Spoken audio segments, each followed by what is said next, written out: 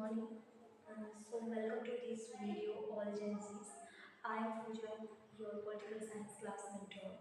CBSE 12th class political science को आज हम एक अच्छा सा टॉपिक है अंतर्राष्ट्रीय संगठन यूएनओ उसको पढ़ेंगे और समझेंगे यूएनओ क्या होता है और अंतर्राष्ट्रीय संगठन क्या होते हैं और यूएनओ के जो अलग अलग पार्ट्स हैं वो भी समझेंगे।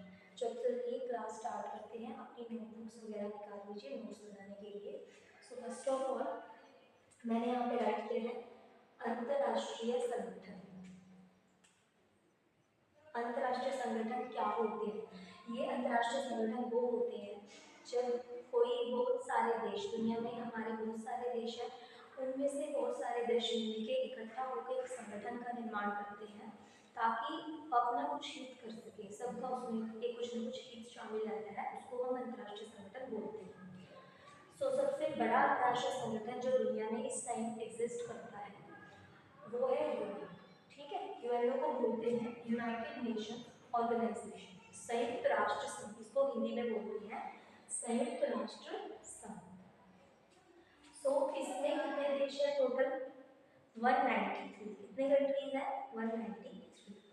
और इसकी स्थापना कब हुई थी? 24 अक्टूबर 1945। इसकी हिस्ट्री है, जब दूसरा विश्व युद्ध खत्म हो गया था। पहले तो ये कमेंट सेक्शन में कमेंट करो कि दूसरा विश्व युद्ध कब से कब तक था।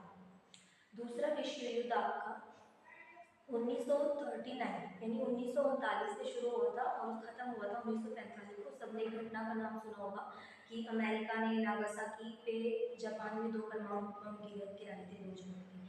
तो उसके बाद विश्व युद्ध खत्म हो गया था। फिर सभी देश एकजुट हुए, सब तंग आ चुके थे, जो युद्ध हो रहे थे ना उससे सारे देश परेशान हो चुके थे। फिर उन्होंने सोचा कि हम मिलके संगठन बनाते हैं ताकि दोबारा युद्ध न हो। इसलिए उन्होंने 24 अक्टूबर को 1945 को यूएनओ की स्थापना की। तो यूएनओ का मुख्य उद्देश्य क्या था कि युद्धों को रोकना और शांति की स्थापना करना। उसके बाद आ जाता है आरंभिक सदस्य। जब ये बना था 1945 में, तब इसमें टोटल 51 सदस्य थे। कितने देश थे? 51।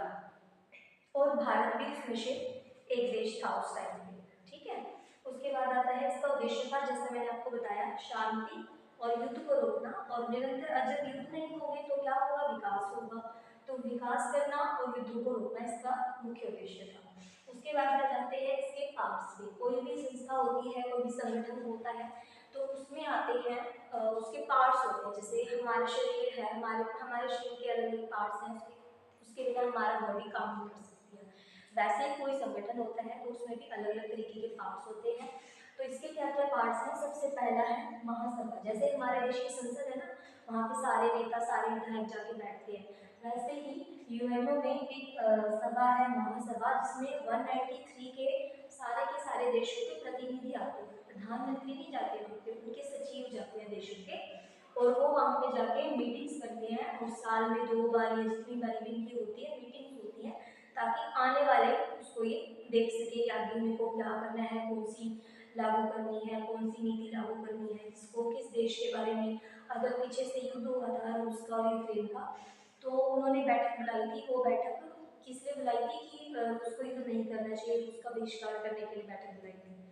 ठीक है, तो इसमें सबसे पहला है, जिसमें अलग अलग देश क्या करते हैं, आते हैं और बैठक करते हैं। वर्ष में 2 बार इसकी बैठक होती है। उसके बाद है सुरक्षा परिषद। ये इसका मोस्ट इम्पोर्टेंट पार्ट है, मोस्ट इम्पोर्टेंट इसका हिस्सा है, जिसके ऊपर पूरी दुनिया में युद्ध रोकने की जिम्मेदारी है, मुख्य तौर पर सुरक्षा करने की जिम्मेदारी।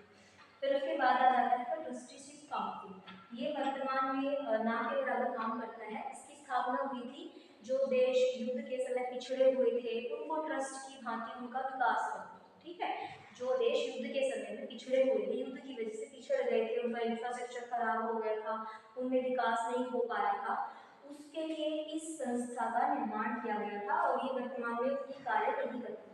उसके बाद आता है आपका अंतर्राष्ट्रीय न्यायालय, जो कि कहाँ पे स्थित है?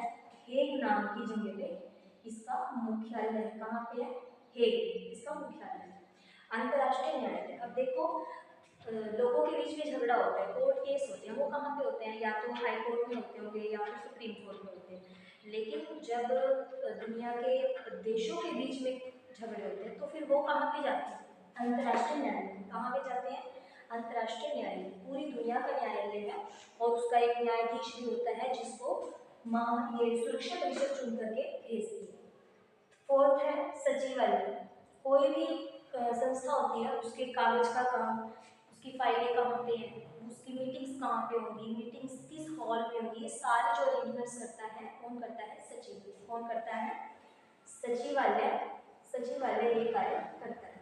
उसके बाद है आर्थिक और सामाजिक परिषद। ये जो भी इसके सदस्य हैं पूरे के पूरे 193 उन देशों के कल्चर का और उन देशों की संस्कृति का आपस में मेल जोल बढ़ाने का कार्य करती है, साथ ही आर्थिक विकास करने के लिए उनको नई नई नीतियां, नए नए आइडियाज देती है।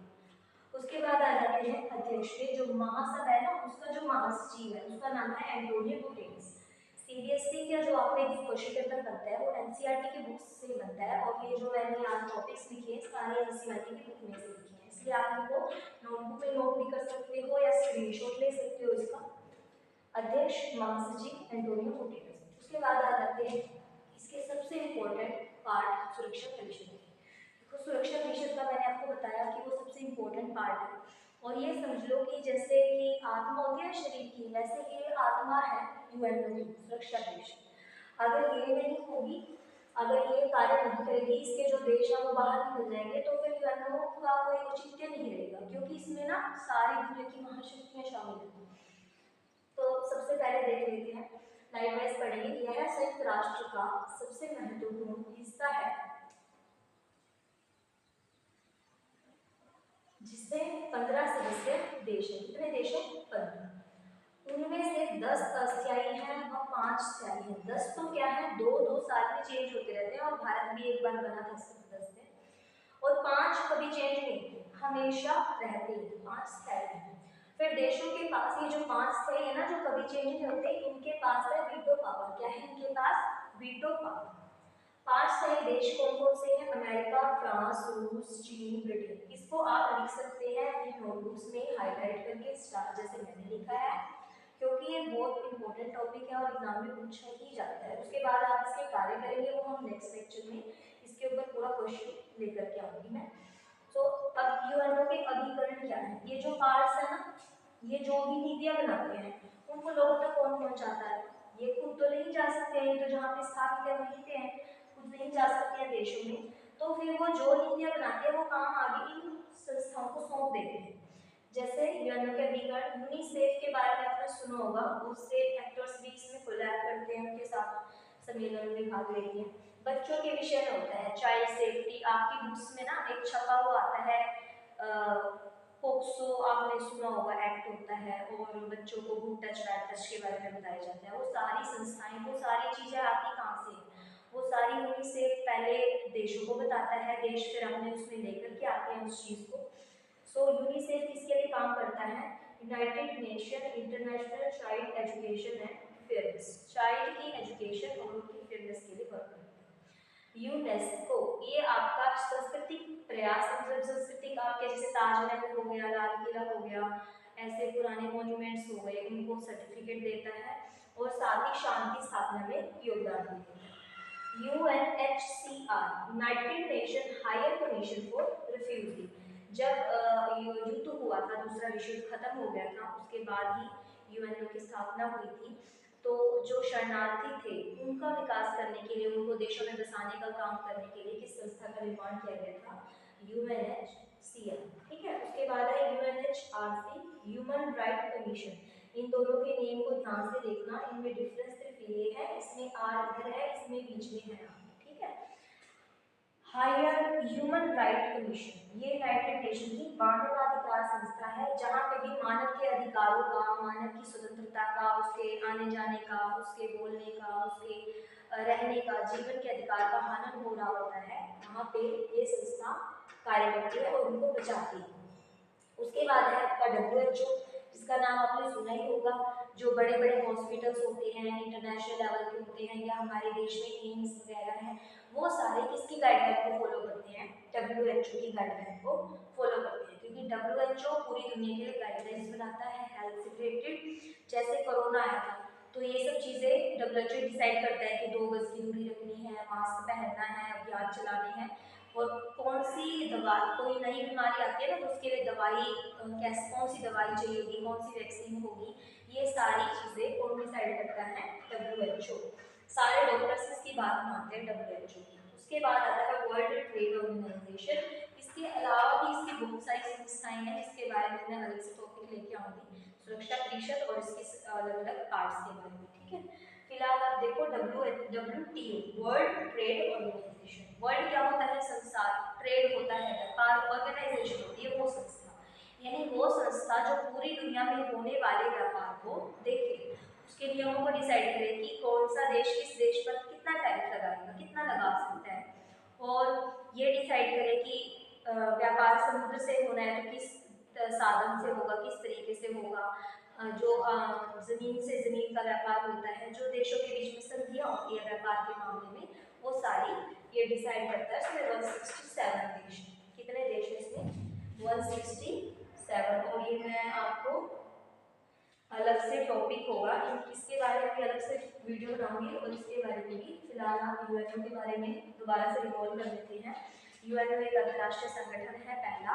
दूसरा, इसका निर्माण 24 अक्टूबर 1945 को हुआ था। फिर इसका सचिव कौन है, महासभा का एंटोनियो गुटेरस। और इसकी स्थापना क्यों की गई थी यूएनओ की, ताकि शांति बनी रहे, दूसरा विश्व युद्ध खत्म हो गया था, शांति बनाए रखने के लिए की गई थी। और इसका सबसे इंपॉर्टेंट पार्ट है सुरक्षा परिषद, और इसके 6 के 6 जो पार्ट्स हैं वो आप लर्न कर लेंगे। Thank you. अगर आपको कोई भी डाउट हो तो कमेंट सेक्शन में कमेंट